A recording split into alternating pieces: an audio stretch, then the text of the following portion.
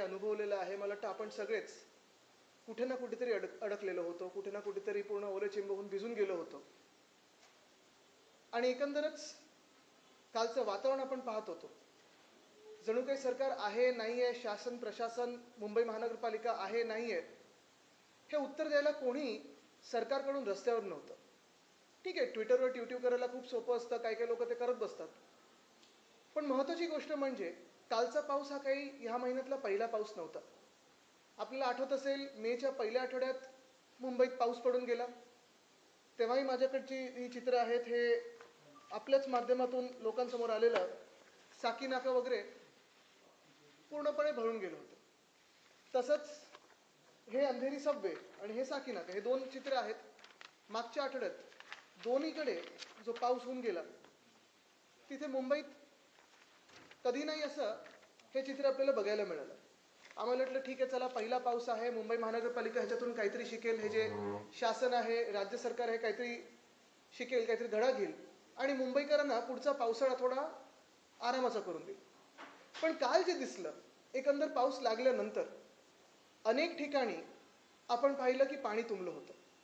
आणि म्हणून काल संध्याकाळीच मी ठरवलं की आज ही पत्रकार परिषद घ्यायची आणि मुंबईकरांच्या वतीने एक प्रमुख मागणी राज्य सरकार की मुंबईमध्ये ज्यांच्या ज्यांच्या घरात पाणी गेलं असेल, मुंबईमध्ये ज्यांच्या ज्यांच्या दुकानात पाणी गेलं असेल, त्यांना रितसर सरकारी तिजोरीतून, मुंबई महानगरपालिकेच्या नाही कारण तिथं तुम्ही खाली केलीच आहे, सरकारच्या तिजोरीतून नुकसान भरपाई ही देण्यात यावी, ही आमची शिवसेना उद्धव बाळासाहेब ठाकरे पक्षाची मागणी आहे, मुंबईकरांची मागणी आहे. कारण कालचा जो गोंधळ उडाला हा काही नुसतं पावसामुळे नाही, तर सरकारचं अपयश जे मुंबई महानगरपालिका गेले 3 वर्ष मुख्यमंत्री कार्यालयातून चालतं, नगरविकास खाते ह्या कार्यालयातून चालतं. कालचं अपयश हे पूर्णपणे त्यांचं आहे. एकंदरच आपण पाहिलं असेल तर गेल्या 2-3 वर्षामध्ये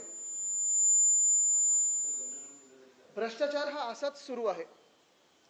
पहिलं म्हणजे जर उदाहरण घेतलं तर मागच्याच वर्षी आपण पाहिलं असेल, छत्रपती शिवरायांचा पुतळा हा 8 महिन्यात पडला. म्हणजे उभारला त्यांनी, एकदम वेगळ्या थाटात त्याचं उद्घाटन वगैरे केलं, मोदी साहेबांना आणलं आणि तोच पुतळा 8 महिन्यात वाऱ्याचं कारण देऊन पडला. भ्रष्टाचार होता की नव्हता, कारवाई कोणावर झाली की नाही झाली, कोणी पुढे आलं की नाही आलं हे मला माहीत नाही, पण आम्ही पाहायला गेलो तेव्हा नाटक करायला काही लोक तिथे होती. पण तसंच गेले 2 वर्ष मी जे सातत्याने आपल्यासमोर मांडत आणि आपल्या माध्यमातूनच मांडत आहे, रस्त्याचा घोटाळा, तो रस्त्याचा घोटाळा काल आपल्याला जाणवायला मिळाला असेल. बँड्रा वेस्ट असेल, दहिसर असेल, बोरिवली असेल, अंधेरी असेल, अनेक मुंबईमधले जिथे जिथे कामं खोदून ठेवलेली आहेत, मुंबई महानगरपालिकेने ह्या भाजपच्या सरकारच्या आदेशावर खोदून ठेवलेलं आहे. आणि होय, भाजपच्याच आदेशावर खोदून ठेवलेलं आहे. कधी नाही असं दृश्य दिसलं की मुंबई महानगरपालिका ह्यावेळी अनेक वर्षात नसेल अशी तयार नव्हती पावसासाठी. आज जी काही कारणं येतात, म्हणजे काल कुठे कुठे फ्लडिंग झालं तर आपल्याला पाहायला मिळालं असेल, मंत्रालयाच्या बाहेर जे कधीही नाही कुठे पाणी तुंबायचं तिथे झालं. ब्रिज कॅन्डी इथे नवीन रस्ता झाला होता, तो रस्ता खचला. लगेच मी जायच्या आधी मग त्यांनी काय ते परत ॲस्फॉल्ट वगैरे केलं, पण रस्ता खचतोच कसा. हिंद माता जंक्शन आणि गांधी मार्केट या दोन्ही ठिकाणी आम्ही 3 वर्षापूर्वी, आपल्याला आठवत असेल 2022 साली, गांधी मार्केट असेल किंवा हिंद माता जंक्शन असेल, हे दोन्ही पूरमुक्त करून दाखवलं होतं. आणि काल याच लोकांनी ते सगळे एरिया बुडवून दाखवलं. पाणी तुंबायलाच नाही पाहिजे होतं, पण काल मी गेल्यानंतर, आपण अनेक लोक माझ्या सोबत होतात, मी गेल्यानंतर तिथे पंप येत होते, जे पंप आधीपासून असायला पाहिजे होते तिथे. नंतर आपल्या तिथे उभं राहिल्यानंतर 15 मिनिटांनंतर डिझेल आलं आणि डिझेल भरायला सुरू झालं होतं आणि मग डिवॉटरिंग सुरू झालं होतं. एकंदर प्रशासन आहे तरी का या राज्यामध्ये, सरकार तरी आहे का? कारण सरकार आणि प्रशासन आपण पाहतो, शासन प्रशासन दोन्ही मजा मस्तीत व्यस्त आहे. सगळीकडे फोडाफोडीचं राजकारण असेल, घाणेरडं राजकारण असेल, हा जिल्हा मला पाहिजे, तो जिल्हा तुला देतो, ह्याच्यात व्यस्त आहे. पण कुठेही काम होताना दिसत नाही. ब्रिज कॅन्डी जसं झालं, नरिमन पॉईंट झालं, काल आपण पाहतोय मंत्रालय झालं, हिंद माता झालं, अनेक ठिकाणी पाणी असं तुंबलं होतं जिथे आधी कधी तुंबायचं नाही. आणि मग ह्याला नेमकं जबाबदार कोण? तर मी अर्थातच भ्रष्टनाथ शिंदे ह्यांना जबाबदार धरीनच, कारण त्यांचा भ्रष्टाचार हा सगळीकडे दिसायला लागलेला आहे. आत्ता आज कारण महापालिकेने दिलं की ते काय स्टॉर्म वॉटर ड्रेनमध्ये कचरा साचला होता आणि तो काढला गेला होता. जबाबदारी होती कोणाची? कचरा कर मुंबईकरांना तुम्ही लादणार का? तर अदानीला तिथे देवनार डम्पिंग ग्राउंड साफ करून पाहिजे. BSC तुम्ही बंद करताय. काल पाण्याची आपण हालत पाहत आहोत. अंधेरी सबवे पहिल्या पावसात तुंबून गेला, दुसऱ्या पावसात तुंबून गेला, तिसऱ्या पावसात तुंबून गेला. साकीनाक्याचे हाल झालेले आहेत. आणि हे सगळं होत असताना मग आपण पाहतो एकंदरच संपूर्ण महाराष्ट्रात जे काही हाल शेतकऱ्यांचे झालेत, काल पुण्यात जे हाल तिकडच्या नागरिकांचे झाले, पुणे सोलापूर हायवे पूर्ण भरून गेला होता. ह्याच्यासाठी जबाबदार हे भाजपचं सरकार आणि भ्रष्टनाथ शिंदे यांचा भ्रष्टाचार आहे. म्हणून ही माझी मागणी राहील, प्रामुख्याने मागणी राहील की पहिलं काम या सरकारने जे केलं पाहिजे ते लगेच पंचनामे करून मुंबईकरांना असेल, पुणेकरांना असेल, जिथे जिथे नुकसान झालंय तिथे आम्हाला नुकसान भरपाई तुम्ही दिलीच पाहिजे. कारण नुकसान भरपाई ही आता नागरिकांचा हक्क झालाय, कारण गडबड तुम्ही केली होती, राज्य सरकार म्हणून केली होती.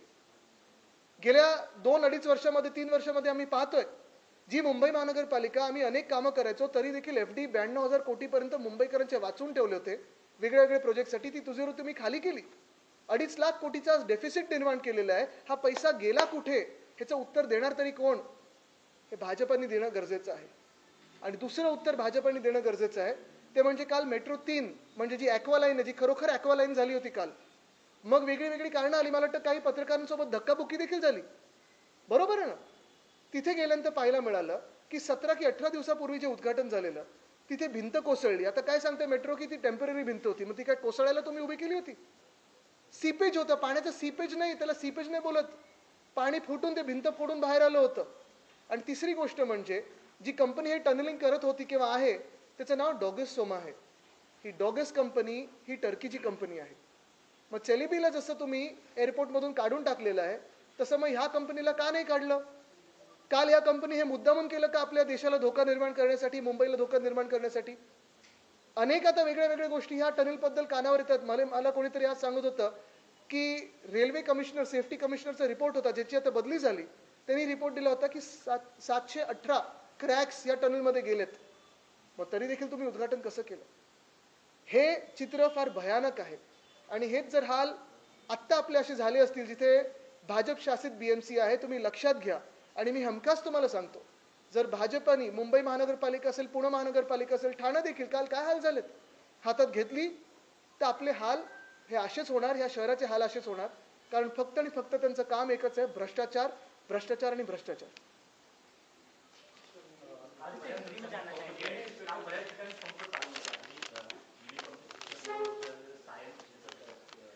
नाही मला सांगा ना तुम्ही कृष्णाजी, तुम्ही मला सांगा, पहिली गोष्ट म्हणजे काल काही पहिला पाऊस नव्हता तरी देखील पंप चालू नाहीत, नालेसफाई पूर्ण झालेली नाहीये. अनेक ठिकाणी तुम्ही वेस्टर्न एक्सप्रेस हायवेवर जा, ईस्टर्न एक्सप्रेस हायवेवर जा किंवा कुठच्याही गल्लीत जा, गटारीतून तो जो गाळ काढला होता तो तसाच बाजूला ठेवला होता. मग हे कॉमन सेन्स आहे ना की तो परत त्याच्यात जाणार आहे? मग महापालिका कारणं देऊच कसं शकते? आणि भाजप शासित महानगरपालिका आता जी आहे मुख्यमंत्री कार्यालयातून चालणारी, श्रेय घ्यायला तुम्ही सगळीकडे पुढे असता, पण रस्त्याचा घोटाळा जो मी बोलत आहे, खड्डे जे पडलेले आहेत, नालेसफाईची झाली नाहीये, जो कचरा काढलाय गटारातून तो कचऱ्याच्या ठिकाणी नेलं नाही, विलगीकरण झालं नाहीये, कर लावायला तुम्ही आमच्यावर पुढे असताना मग आता जो दोष आहे, दोषी आहात ना तुम्ही, चला तर नुकसान भरपाई द्या मुंबईकरांना, पुणेकरांना. पुणे तुम्ही पाहायला पाहिजे होतं, परवाकडे सिंहगड रोड पूर्ण भरून गेलं होतं. रिव्हरफ्रंट डेव्हलपमेंटच्या नावाखाली जे काम चालू आहे, एवढं भयानक काम चालू आहे तिथे. मला वाटतं 11 मंदिर आणि 4 रस्ते देखील पाण्याखाली जाणार आहेत जेव्हा ते पूर्ण प्रोजेक्ट होईल. तिथे मेट्रोची जी कामं चालू आहेत त्याच्यामुळे देखील पाणी भरायला लागलेलं आहे. पूर तिसऱ्यांदा आता 3 वर्षात लागोपाठ यायला लागलेला आहे. दोषी कोण आहे? तर भाजपचं सरकार आहे.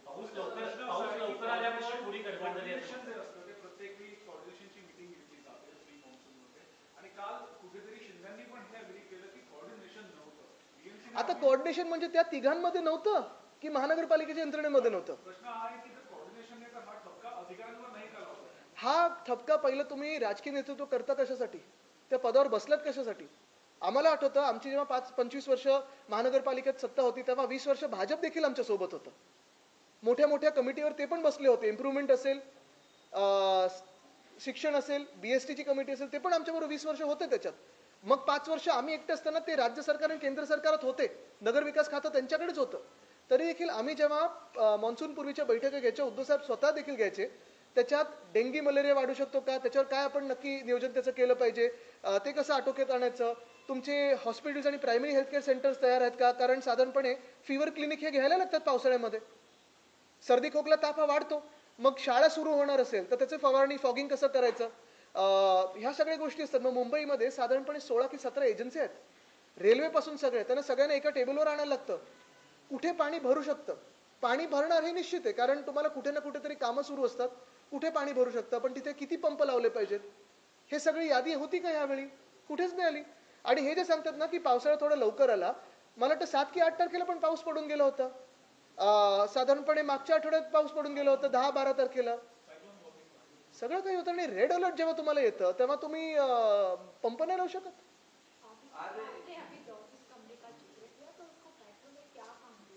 आपको भी पता है, मुझे भी पता है कि डॉगस्टोमा कंपनी ये मेट्रो का टनलिंग का काम कर रही थी, मेट्रो 3 का।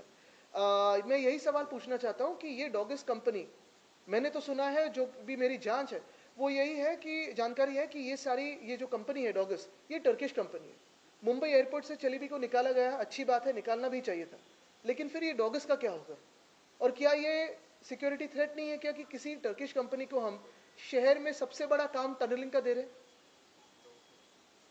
मराठीमध्ये डोगस कंपनीला 3,000 कोटींचा कंत्राट देण्यात आलेला आहे आणि 700 पेक्षा जास्त क्रॅकचा सुद्धा उल्लेख केला.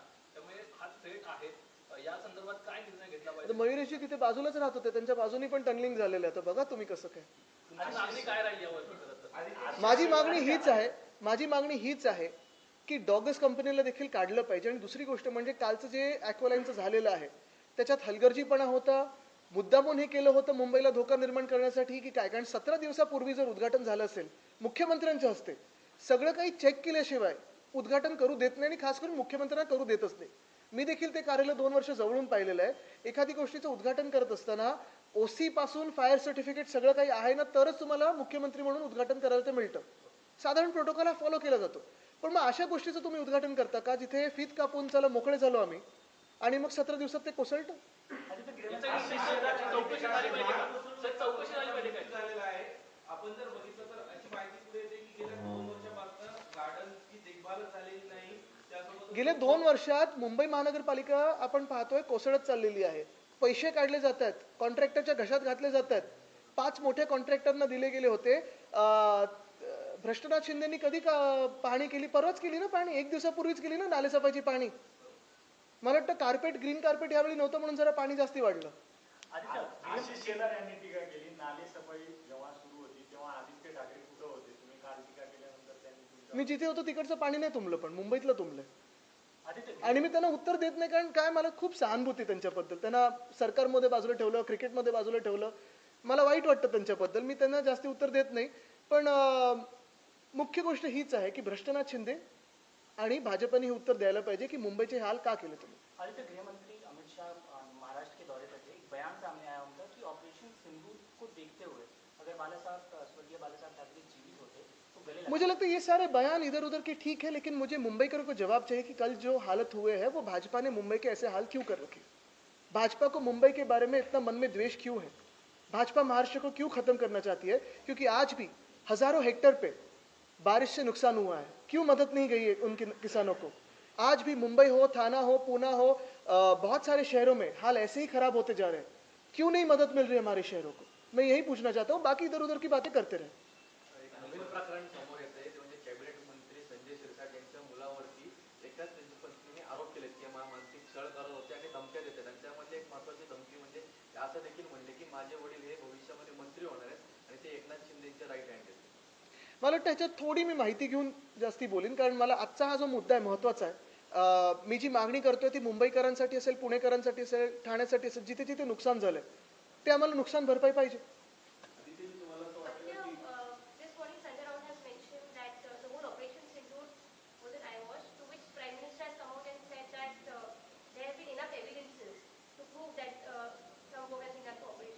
I think it is between the both of them. My demand today is very clear. Yesterday you saw the terrible state of Mumbai, you saw the terrible state of Pune, you saw the terrible state of Thana and a lot more regions across Maharashtra. Everywhere, every urban center, wherever there has been damage, wherever water has flooded and gone into our shops and homes, I'm asking the state government to compensate all of these people from the state treasury.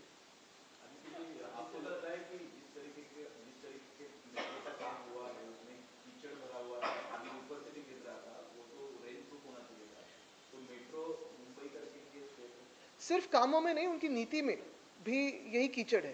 क्योंकि ऐसे कहा जाता है कि दलदल में ही, कीचड़ में ही तो कमल खिलता है, और इसीलिए आप देखो तो सोशल फैब्रिक का दलदल करके रखा है। वैसे भी अगर आप देखें तो हर कोई मेट्रो के नीचे तकलीफें बहुत सारी निर्माण करके रखी है। कहीं पाइपलाइन डैमेज है, वाटर मेन डैमेज है, सीवर लाइन डैमेज है।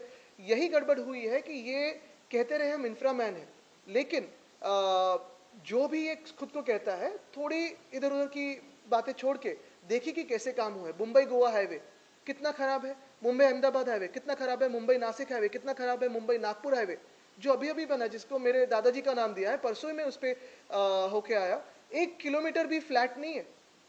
तो ये तो सारे स्कैम्स है ही, लेकिन मुंबई में जो उन्होंने, भाजपा की सरकार हो या फिर भ्रष्टनाथ शिंदे की सरकार हो, जो भी रोड स्कैम करके रखा है, वो तो अभी हम महसूस भी करने लगे। पिछले 2 साल तो मैं सिर्फ चिल्ला रहा था, अभी तो वो पैसा देके आगे भी निकल गए, कॉन्ट्रैक्टर्स को पैसा खा गए। पैसा कहाँ गया पता नहीं, लेकिन राजनीति भी व्यस्त है। सरकार देख रही नहीं है मुंबई के इंफ्रास्ट्रक्चर को।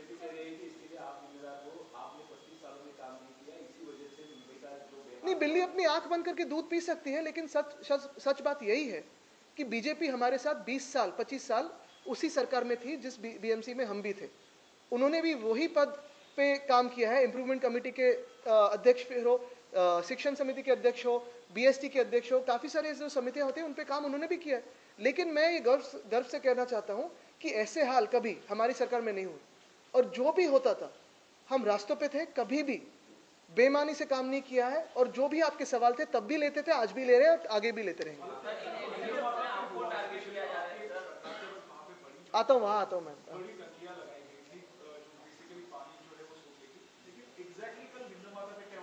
देखिए, हिंद माता का इक्वेशन बहुत सिंपल है।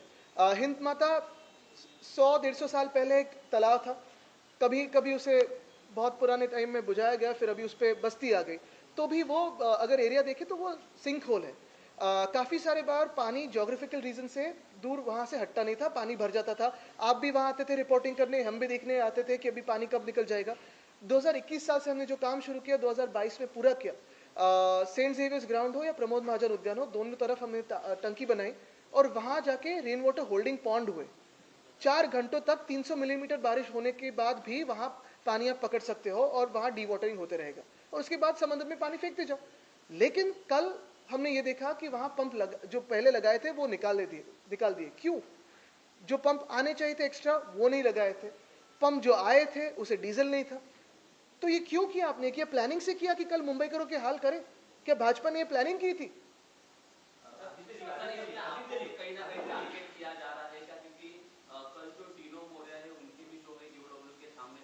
नहीं, अच्छी उनकी तो जो भी उस स्कैम में हो उसकी पूरी जांच पड़ताल हो, और जो भी उसमें गिल्टी हो उसे जेल जाना ही चाहिए, क्योंकि पिछले 3 सालों में भ्रष्टनाथ शिंदे की जो सरकार है, बहुत सारे भ्रष्टाचार किए, इसमें ये भी हो सकता है। ऐसे हमने भी सुना है। हमारी जब सरकार थी तब बीएसटी बस मुंबई की लाइफलाइन थी, और सालों से रही है। जब रेलवे भी बंद होती है तभी भी बीएसटी चलती है। हमारी सरकार के दौरान आपने देखा होगा, हमारा जो निर्णय था फ्लैट फेयर्स रख के भी, दुनिया में सबसे अफोर्डेबल बीएसटी बस रख के भी 10,000 बसेज हम मुंबई में लाना चाहते थे। आज ये भाजपा की सरकार शायद बंद करके अपने कॉन्ट्रैक्टर दोस्तों को प्राइवेट बसेस चलाने दे।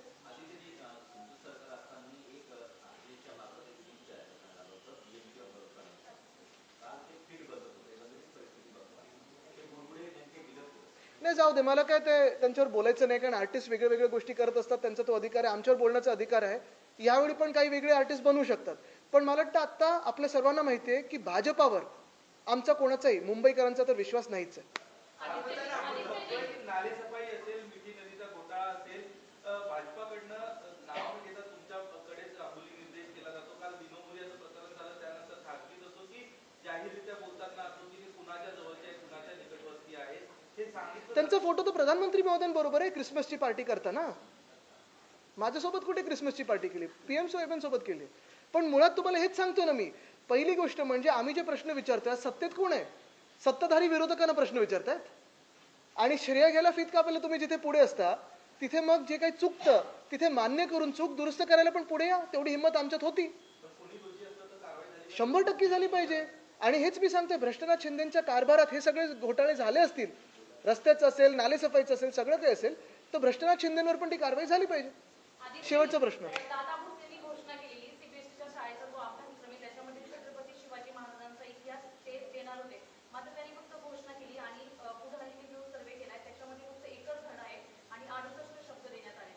आता तुम्हाला सांगू का, सुरुवात जर करायची झाली तर महाराजांच्या पुतळ्यापासून केली पाहिजे. म्हणजे जलपूजन केलं ते तर वेगळंच, ते तर दिसतच नाहीये. ते मुंबईकरांना त्यांनी फसवलंच भाजपने. त्याच्यानंतर तो सिंधुदुर्गात पुतळा लावला, तिथे देखील भ्रष्टाचार केला.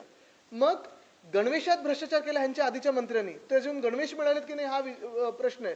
आणि मग धड्याचा प्रश्न येतो. म्हणजे तुम्ही विचार करा, जे महाराजांच्या पुतळ्याला सोडत नाहीत, जे लहान मुलांच्या गणवेशाला सोडत नाहीत, त्यांच्याकडून काय धडे घ्यायचे आम्ही.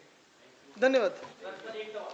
लोकसभा के 9 मेंबर होने के बाद भी कोई भी एक सीट डेलीगेशन में गया नहीं। या ना हमारा लोग